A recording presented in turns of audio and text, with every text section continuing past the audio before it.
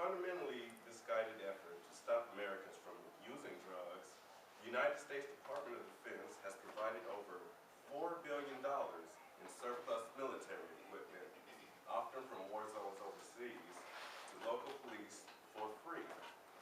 This equipment, including mine-resistant ambush-protected vehicles, commonly known as MRAPs, grenades, grenade launchers, and other light weapons, is turning America's local police forces into something closer to an army.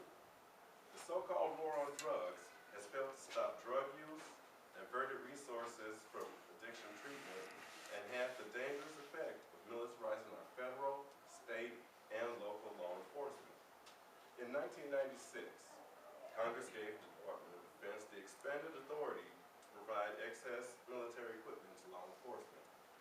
Today, the program known as the Federal 1033 Program, which is a part of the recurring National Defense Authorization Act, has provided a large number of police forces with these tank-like MRAPs, while others have received grenade launchers and high-caliber assault rifles. Even college campus police are receiving advanced equipment and weaponry from the program for free. The combination of expanded police authority and expanded access to military-style weapons has created this perfect storm for police violence. Militarization of law enforcement has led to a massive drain of resources during the execution of residential drug raids, aimed mostly at street-level, low-volume drug dealers.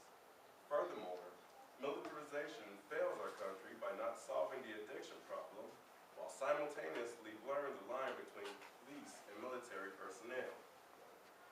The growth of militarized policing has been a controversial topic, but it was initially seen as a way to combat growing urban violence. It has been expanding exponentially since the first special weapons and tactics, better known as SWAT teams, were born in the 1960s in response to that decade's turbulent mix of riots, disturbances, and senseless violence like Charles Whitman's infamous clock tower rampage in Austin, Texas. While SWAT isn't the only indicator that the militarization of American policing is increasing, it is the most recognizable. The proliferation of SWAT teams across the country and their paramilitary tactics has spread a violent form of policing designed for the extraordinary, but in these years made ordinary. When the concept of SWAT arose out of Philadelphia and Los Angeles police departments, it was quickly picked up by big city police officials nationwide. Initially, however, it was an elite force reserved for uniquely dangerous situations, such as active shooters, hostage situations, or large-scale disturbances. In a recently released report entitled War Comes Home, the American Civil Liberties Union discovered that nearly 80% of all SWAT raids it revealed between 2011 and 2012 were deployed to execute a no-knock search warrant. Now, this no-knock search warrant is a warrant issued by a judge that allows law enforcement officers to enter a property without immediate prior notification to the residents, such as by knocking or ringing the doorbell. In most cases, law enforcement will identify themselves just before they forcefully enter the property. It is issued under the belief that any evidence they hope to find will be destroyed during the time that police identify themselves and the time they secure the area, or in the event where there is a large perceived threat to officers' safety during the execution of the warrant. One stark example of that militarization was the revelation earlier this year that the Los Angeles Unified School District, along with other large school districts around the country, have been receiving military-grade weapons through the Department of Defense's Federal 1033 program. Compiling data from the Defense Logistics Agency and a number of media reports, the NAACP Defense Fund and the Texas branch of the Appleseed Foundation paint a disturbing picture of the program's reach into K-12 schools. At least 5 school districts in Texas have been allocated with materials through the program, including one with a SWAT team, and at least 5 districts in California, with both San Diego and Los Angeles receiving the mine-resistant ambush-protected vehicles. As well as a number of other states, including Utah, Georgia, Florida, Kansas, Nevada, and Michigan. They have received materials ranging from blankets and laptops to assault rifles. Because of where these materials have been concentrated, several questions come to mind when hearing about this data. The first one is, doesn't this make already intense school environments even more dangerous?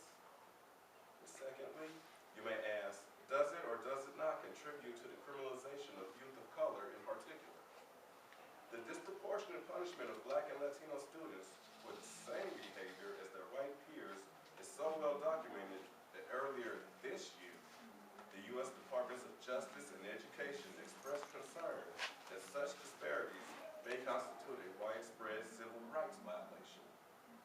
The fact that students of color, as well as students with disabilities, are so much more likely to be referred to law enforcement has led advocates to wonder on whom are such military weapons likely to be used.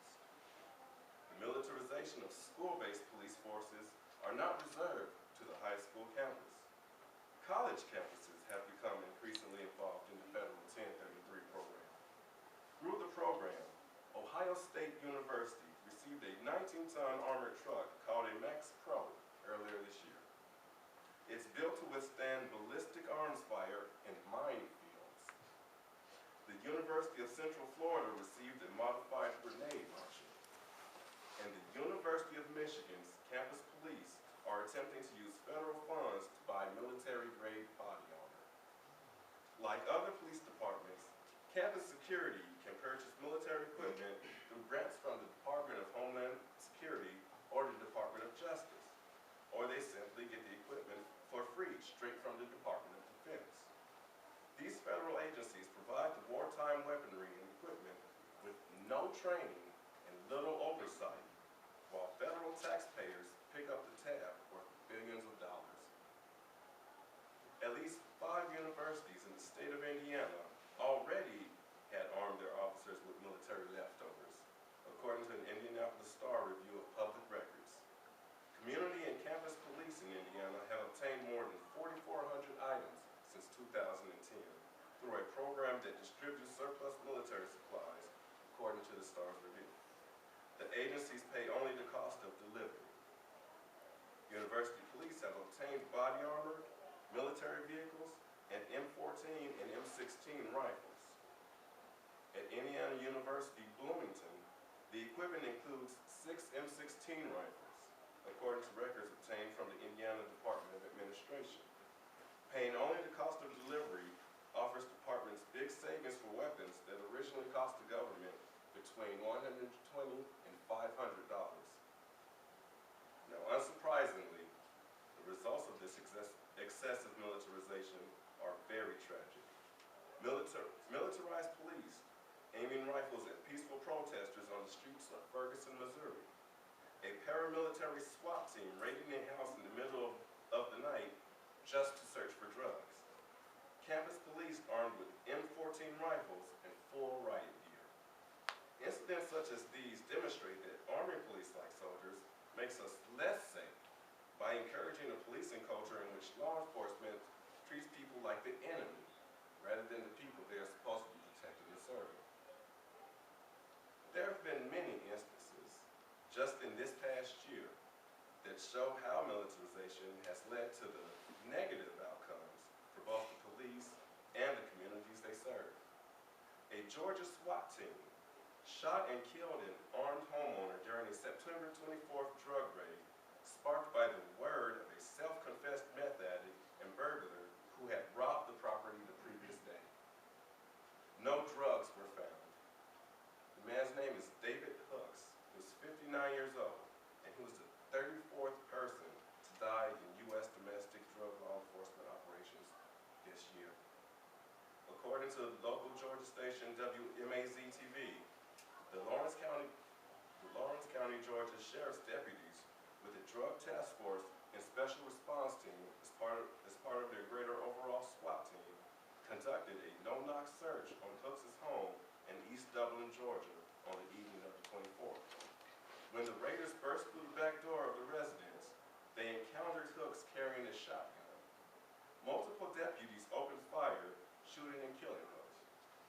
According to his family, Hooks was neither a drug user or seller, but was a successful businessman who ran a construction company that, among other things, did work on U.S. military bases, which means Hooks had passed multiple background checks and had a security clearance.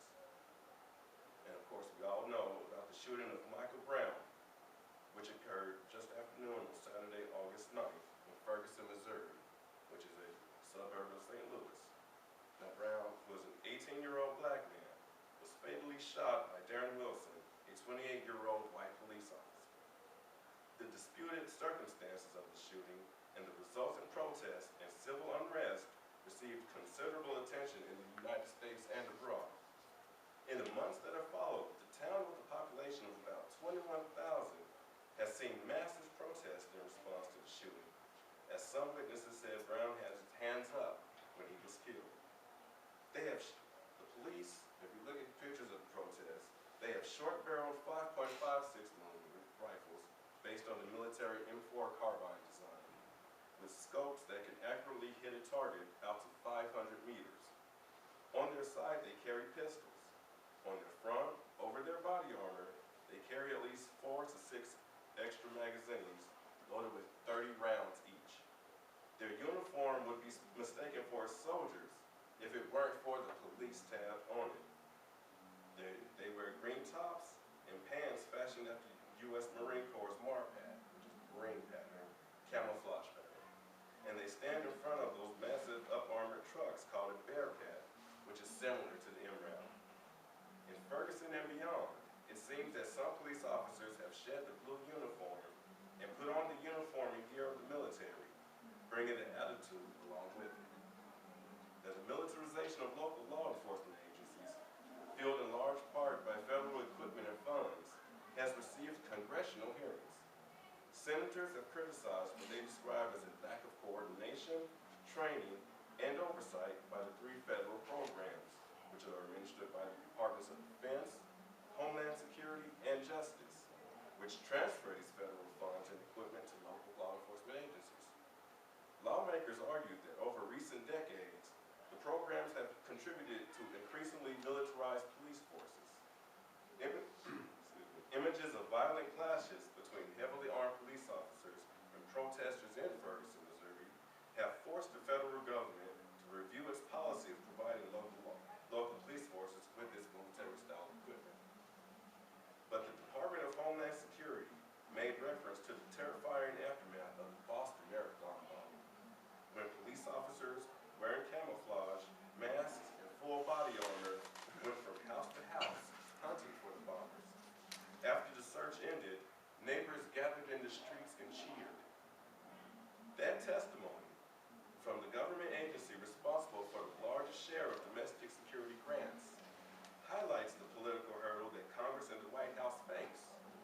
Any effort to reverse the long-standing policy of arming and fortifying American cities will run into criticism that Washington is leaving towns unprepared for terrorist attacks.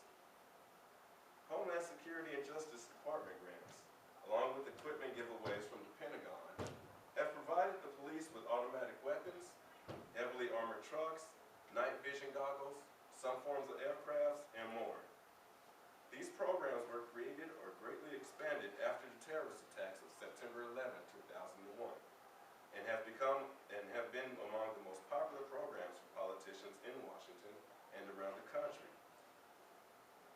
After these hearings, Senator Claire McCaskill, who's a Democrat from Missouri, is quoted as saying, "Lawmakers have faced tremendous pressure since 9/11 to keep security spending high and steer it toward their districts," end quote. While questioning by the committee was largely critical, it is not clear whether there is widespread support in Congress for changing the programs. President Obama has ordered a government-wide review of the policies, but that review is in its earliest stages, and the President did not publicly set a deadline for completing this effort. Now, exacerbating police militarization, the Department of Homeland Security doles out multi-million-dollar grants to state and local agencies to pursue counterterrorism efforts, which often include acquiring sophisticated machinery. The silver lining may be that the unrest in Ferguson appears to have caught the attention of policymakers about the growing problem. Billions of dollars of excess military equipment and funding to buy other gear has flown to local police departments over the past 2 decades. At first, Congress approved such programs as a way to help departments outgunned by drug gangs. After the September 11th attacks, the flow increased as lawmakers spent more money to help police prevent terrorism. Now, many members of Congress think such programs may have gone too far. As the nation's foreign involvements draw down, many of the surplus tools of combat have ended up in the hands of state and local law enforcement. Some, especially in larger cities, have used federal grant money to buy armored cars and other tactical gear. The free surplus program remains a favorite of many police chiefs who say they could otherwise not afford such equipment. The number of SWAT teams has skyrocketed since the 1980s, according to studies by Peter B. Kraska, an Eastern Kentucky University professor who has been researching this issue for decades. The Pentagon program does not push equipment onto local departments. He states that the pace of transfer depends on how much equipment the military no longer has a need for and how much the police request. Equipment that goes unclaimed typically is destroyed, so police chiefs say their choice is often easy. Ask for free equipment that otherwise would be scrapped, or look for money in their budgets to prepare for an unlikely scenario. Now, in order to stop the spread of this militarization, what we must do is implement workable solutions that are of better use of public resources. We must invest in social policies that end the criminalization of poverty and instead deal with problems like drug abuse, homelessness, mental illness, and even violent crime as public health and economic justice issues. We need to reinvigorate our mental health systems and rely more on civilian crisis response units. In many communities, homelessness has become a major source of social disorder. The solutions are real investments in affordable housing, wage supports, and social services, not quality of life policing.